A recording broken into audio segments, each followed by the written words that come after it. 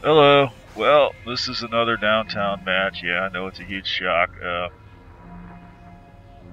I wasn't really. This is just a short match. I wasn't really gonna post a short. I like to post the really long 20-minute matches and stuff. But I was in the middle of rendering some god-awful 20-minute blood match, and the rendering computer broke down. The cheesy little fan that I had on the CPU. I spent $10 on a Rosewell CPU fan, and it had I think it was described as a hydromatic bearing or some shit like that. And I'm like, oh, that sounds high tech. That must be even better than ball bearings. No, it's a sleeve bearing, the cheapest piece of junk you can get. What am I, I'm like, oh my god, I totally wasted $10. Well, there you go. There's a lesson to me, I guess. I took it apart and I was like, you know what? If I take this little paper label off of here, maybe I could put oil in here and grease this fucker up, and I could use it again, And I was like, well, yeah, that does seem to work. I put some of this cheap penetrating oil in there, and damn, the fan spins. I could probably use it again, but my question would be, well, how long would that last?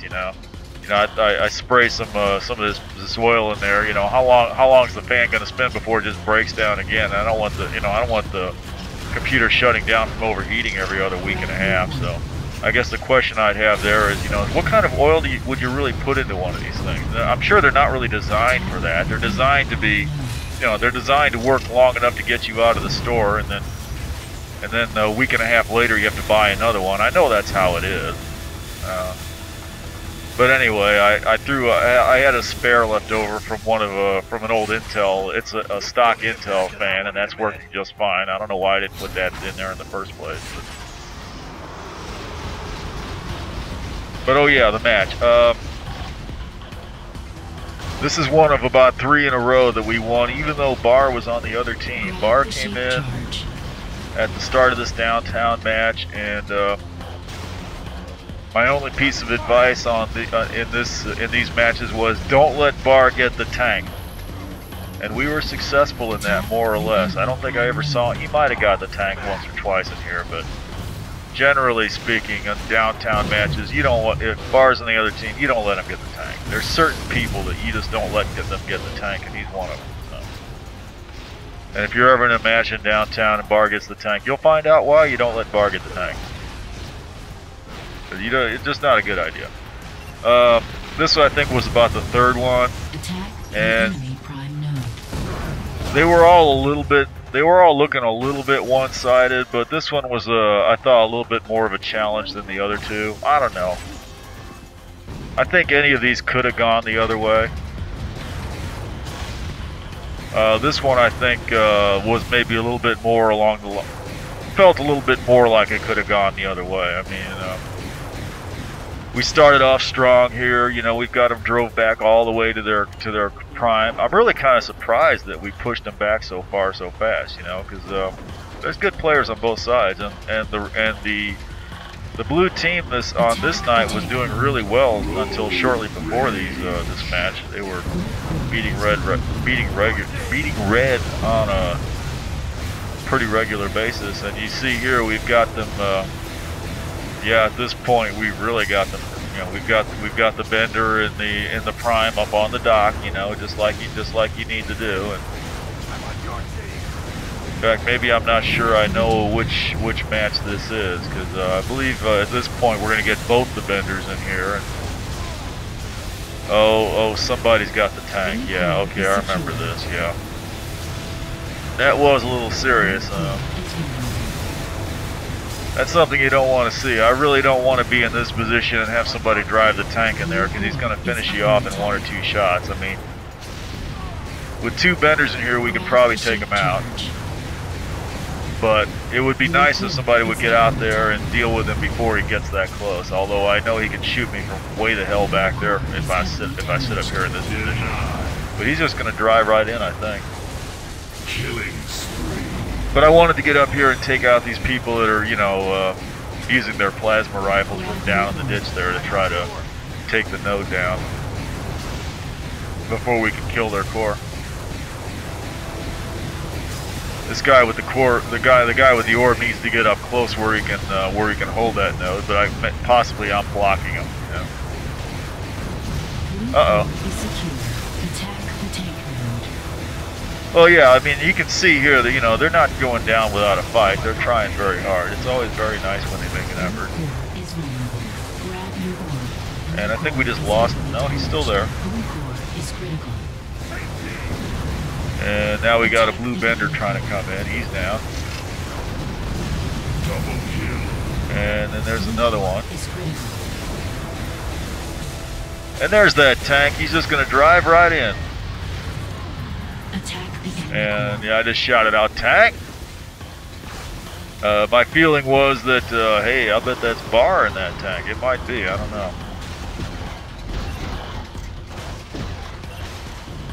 But anyway, I had to do a little desperate driving here and try to...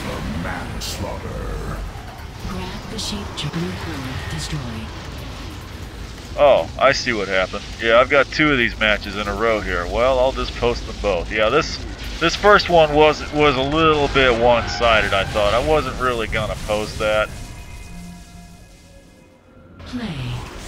Yeah, that was a little one-sided. This is the third match. This is the third match. And I think in all 3 of these, well, not in that last one, but in the first one and in the third one here, I started off hanging out over here by tank to begin with the main idea being that I wanted our side to get the tank before Bar got it.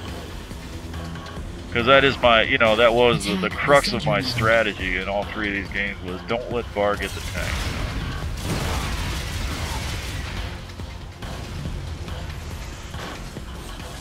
And I had to, yeah, this match got a little hairy because I started off right away having to try to hold up our prime because it was in danger of getting shot down here, and it did get shot down right there. And fortunately, when your prime goes down, that tends to get your team's attention. You know, if they've been ignoring your prime up to that point, when they look up and realize that the center is shielded because their prime is down, if anything's going to get them to come back and try to defend their prime, that'll usually do it. If your prime goes down and nobody shows up, well, yeah, you really are kind of screwed then. But of course, you know, now their prime is up, and what do? They all run out the door. Yeah, their prime is completely undefended, but that's not stopping them. Okay, a prime is undefended. Let's leave the area. Okay. Maybe that'll work really well. And of course, here comes the blue orb to take care of that situation. And roadkill. But thanks to me, he's not going to make it there. And now I'm just going to sit right here and make sure that nobody else does anything with that blue orb. Trying to stay out of the way of Avrils. Fortunately, nobody on the blue team is thinking about posting Avrils around here. And center is still blue, but it's under fire anyway, and I'm kind of hoping somebody grabs their orb, but they're not going to do it, and I'm not going to sit here waiting for him, so off we go. Up, center's down, center's red. So yeah, you see, you know, once again, defend the center node. And that wasn't very impressive, but you can see once again, it's slowly turning our way. But this match was a little bit more work than the ones before it, so. Denied. They did have us push back to our prime a little bit, more than previously, although this isn't going to last. And there's our wonderful tank, and in the hands of, well, I won't say he's a noob, but he's not. Well, I kind of felt like I wanted him to drive into the prime there, but since center was down, yeah, it did make more sense to drive it up here, although he almost lost it immediately. I really don't like to lead with the tank. Because it tends to draw all kinds of fire right away, and you know, the other side just can't wait to shoot the tank down. It's really better to use it in a defensive position where it can, you know, get it inside in the prime there where it can defend itself. And be a real problem for anybody trying to take it. Defend the tank node. So yeah, I did spend some time healing that tank because if he's gonna, if he, you know, it's good that he's sitting there holding center, but really don't want him to go down.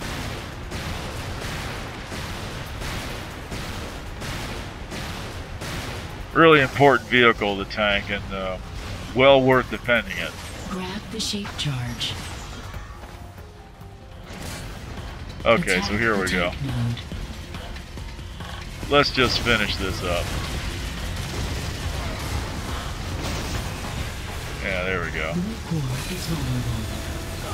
I don't think that paladin's gonna last. Not that I was there to see it.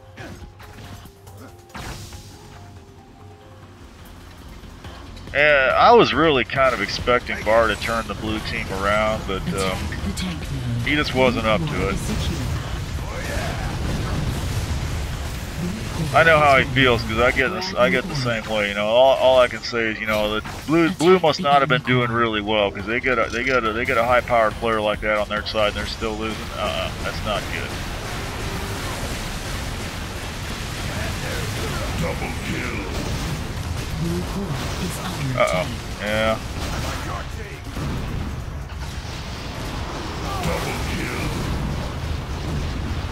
And yeah, there's the blue orb, and I'm just going to sit there on top of it to try to keep anyone from grabbing it. I think I'll live just long enough to make sure that doesn't happen. Is under attack. Grab the shape charge. Well, not long enough to cover it all the way until it times out, but long enough anyway. Core is heavily damaged. And I think this is just going to about do it. Yeah, I'm just going to drive the bender right in there. And there's a blue bender trying to make it in, but he's not going to make it. So. Yep. Bender up on the dock. They got 13 points. This is pretty much it.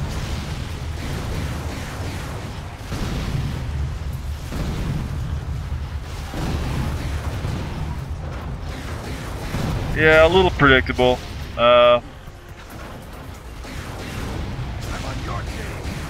Blue core is critical. Yeah, here we go. Just getting ready to finish it up. This was a day or two ago. I don't remember much about this. Didn't get to play last night because I had to work until midnight. And then when I got home, the recording computer was broken down and had to work until midnight again today, so.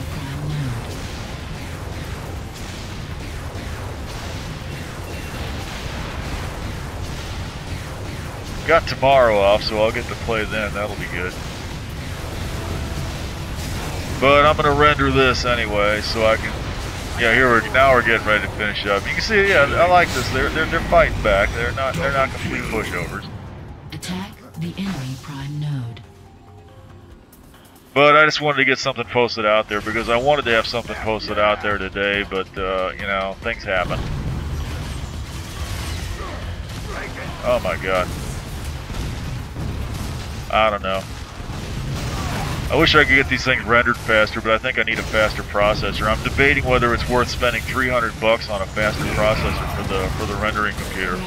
I could do that. I could get like one of those I could get like a high-end 4-core Core 2 quad or Quad 4. The Quad 4. It doesn't have like an i5 or an i7 or anything like that. I'm not going to get a new motherboard or any of that crap, but I could get like a top-end like the Core Quad thing for like $300. I'm just not sure if it's worth it. I don't know. Anyway, that was a nice match. Have a good evening.